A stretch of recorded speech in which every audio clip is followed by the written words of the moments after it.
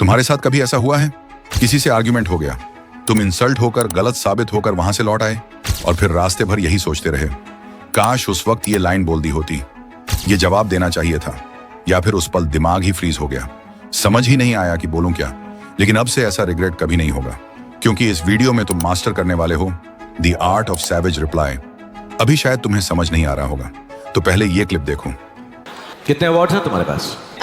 अब 47।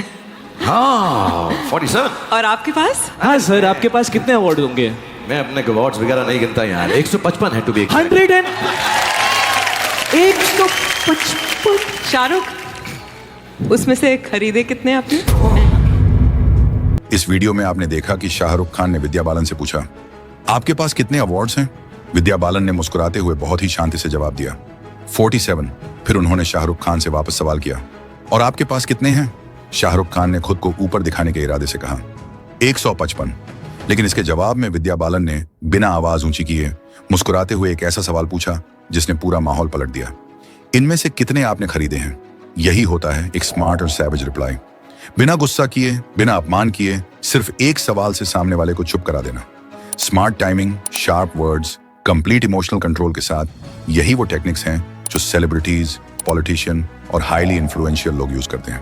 वो रिप्लाईज जो चिल्लाए बिना, गुस्सा दिखाए बिना, सिर्फ टाइमिंग, साइकोलॉजी और कंप्लीट कंट्रोल से सामने वाले को आर्गुमेंट के बीच में ही साइलेंट कर देते हैं।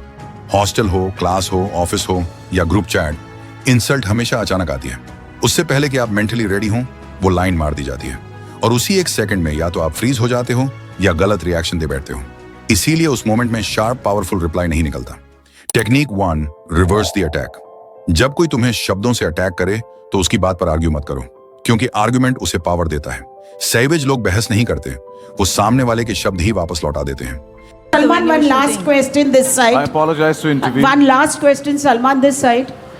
Sorry, Shahrukh, this side. I don't know where are you speaking from?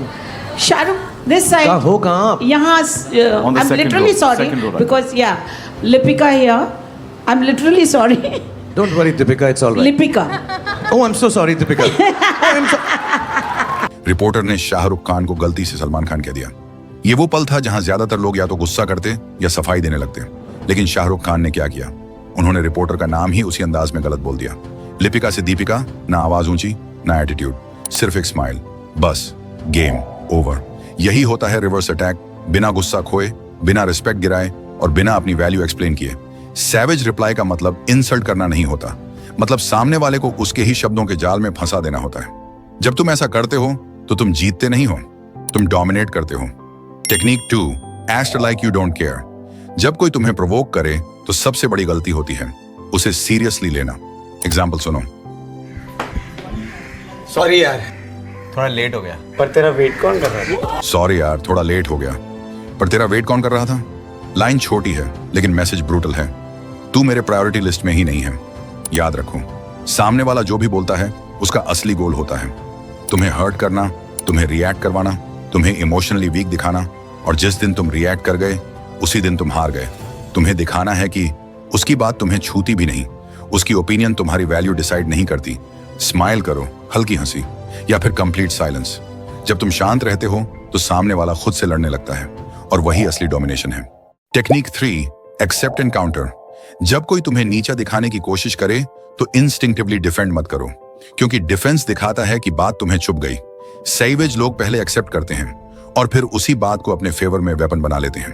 कोई तुम्हें बोले, तू तो बहुत स्लो है यार, वीक रिप्लाई, नहीं यार मैं ऐसा नहीं हूं। सैवेज रिप्लाई, हाँ स्लो हूं, क्योंकि मैं सोच समझ कर चलता हूं। जल्दीबाजी करने वाले अक्सर गलत मोड़ ले लेते हैं। एक्सेप्ट किया, मीनिंग पलट दी पावर, अपने हाथ ले ली।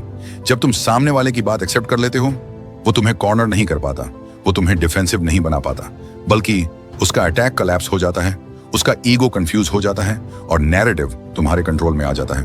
Technique 4, identity shift framing. सबसे डेंजरस टेक्निक। आप आर्गुमेंट पर अटैक नहीं करते, आप उनकी आइडेंटिटी को शिफ्ट कर देते हो। मान लो कोई नेता बोल रहा है, ये फैसला देश के लिए जरूरी है, कुछ लोगों को नुकसान तो होगा ही। अगर आप फैक्ट से लड़ोगे वो डिफेंड करेगा, लेकिन आप बोल दो, अगर यही फैसला आपके घर से शुरू होता, आपके माँ बाप या बच्चों से, तब भी आप इसे जरूरी कहते। बस आइडेंटिटी शिफ्ट तभी काम करती है जब आप इंसान को उसकी सबसे गहरी पहचान याद दिला दो। Technique 5, the Callum mirror. जब कोई तुम्हें इंसल्ट करता है तो वो दो चीजें चाहता है। एक, तुम्हारी इमोशनल रिएक्शन। दो, तुम्हारा ईगो हर्ट होना, यानी उसकी ताकत तुम्हारी रिएक्शन से आती है। काल्म मिरर टेक्निक में तुम उसे वो रिएक्शन देते ही नहीं। ये काम कैसे करती है?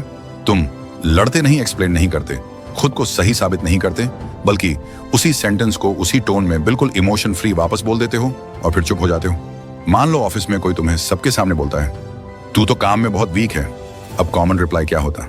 नहीं यार, मैंने ये किया, वो किया। गुस्सा, ऑकवर्ड साइलेंस। अब काल्म मिरर रिप्लाई देखो। तुम शांत आवाज में, आई कांटेक्ट के साथ, मैं काम में बहुत वीक हूं। फिर हल्की मुस्कान और अपने काम पर वापस। अब सामने वाले के दिमाग में क्या होता है? उसने एक्सपेक्टेड फाइट नहीं मिली, उसे डोमिनेंस फील नहीं हुआ, उसे लगा ये डिफेंड क्यों नहीं कर रहा। अब वही इंसान खुद अनकंफर्टेबल हो जाता है, खुद एक्सप्लेन करने लगता है या ऑकवर्ड साइलेंस में फंस जाता है, यानी अटैक करने वाला ही कॉर्नर में चला जाता है। सैवेज रिप्लाई शोर नहीं करता, वो शांत होता है, कंट्रोल्ड होता है, डेंजरस होता है। अगर ये वीडियो आपको पसंद आई हो, लाइक करो, चैनल को सब्सक्राइब करो, बेल आइकॉन ऑन करो ताकि आप अगली वीडियोस मिस ना करो। Thanks for watching.